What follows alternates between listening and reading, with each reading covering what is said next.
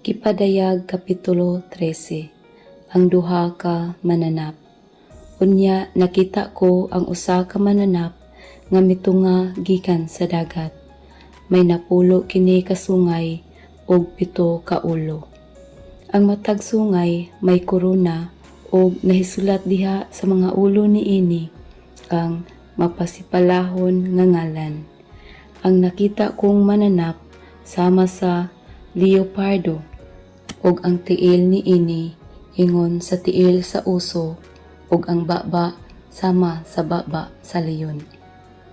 Gihatag sa dragon ngadto sa mananap ang iyang gahom ug trono, ingon man ang iyang dakong awtoridad.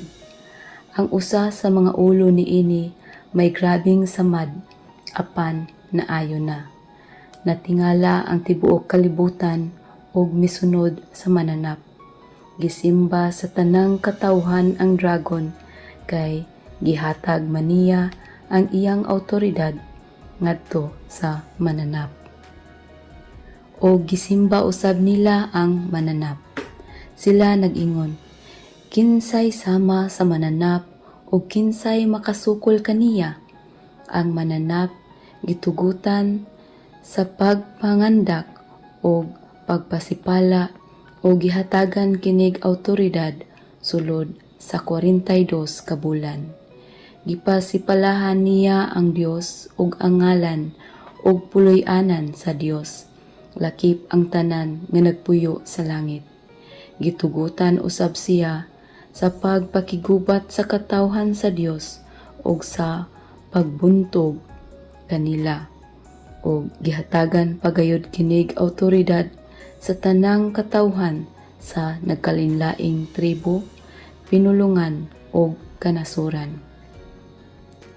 Musimba sa mananap ang tanang katawhan sa kalibutan, kansang mga ngalan wala mahisulat sa basahon sa kinabuhi, sukad pa sa pagbuhat sa kalibutan.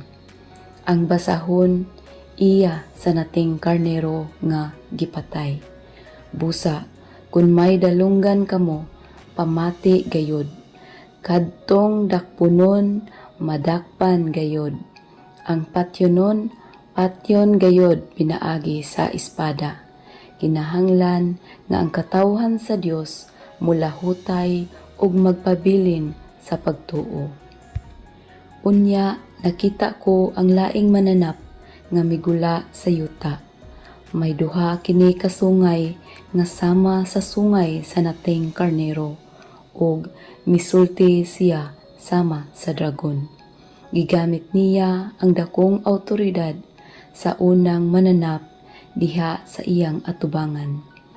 Unya, gipugos sa mananap ang tibuok kalibutan pagsimba sa unang mananap nga may grabing samad nga naayo na. Mihimog mga dagkong milagro ang ikaduhang mananap. Mipaulan kinig kalayo gikan sa langit at tubangan sa tanang tao. Og nalimbungan niya ang tanang katawhan sa kalibutan, pinaagi sa mga milagro nga gitugot nga buhaton niya at tubangan sa unang mananap.